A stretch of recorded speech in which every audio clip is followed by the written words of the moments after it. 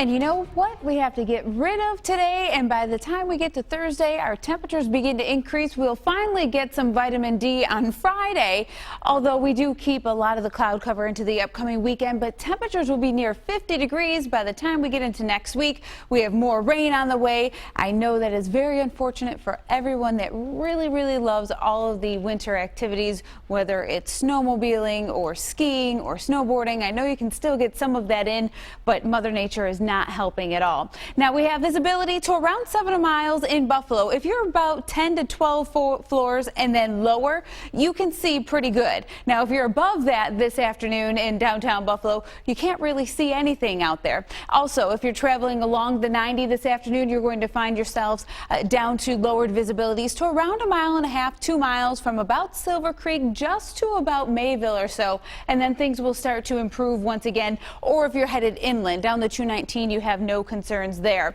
Temperatures are in the mid-30s. We're close to 40 degrees for Niagara Falls and hovering near the freezing mark for Olean. We did have some early morning mist and drizzle. We still have that out there this afternoon, and some of it is even the form of freezing drizzle. Now this is all going to be very light in nature, but it could slicken things up a little bit. You can also find a few light snowflakes. Now as we look at our radar screen, because we have the low-lying cloud, the mist is out there this afternoon. Almost reminds you of what you would have in Niagara Falls.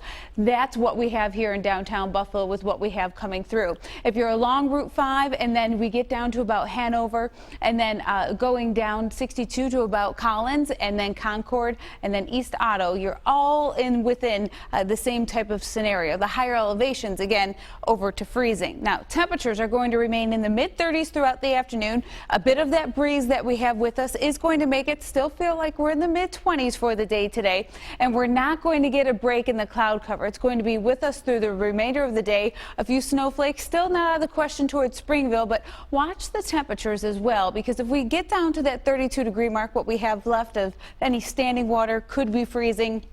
And at that point, things could be a little bit slick out there. And then even later into this evening, trying to pull in a little bit of moisture. I think much of us will be dry. However, some mist might still be out there as well going into early Thursday morning.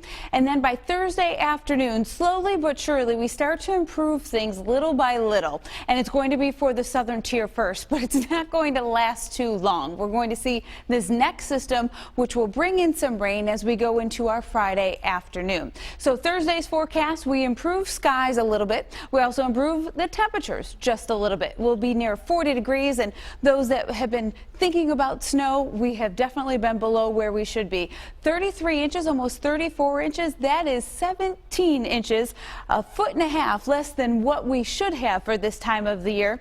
And so when you think of the golden snowball, we are nowhere near the top. Syracuse is ranking in the top position there with above average snowfall totals. Same for Binghamton. That's a big one there. Rochester is just above average, and we're, again, about 1.5 feet below average for this time of year. And we don't really have any snow to think of as we go throughout the rest of the week. Much of it is all through the Rockies and to the west. By next week, we do get cold enough, and what we'll start to see is a swing in temperatures back to average and then below average. And what we'll find are some snow showers down across the southern tier. That's going to be after you take a look at the next 7 days, where we still have rain in the forecast by Tuesday. You're watching 7 Eyewitness News at noon. We'll be right back.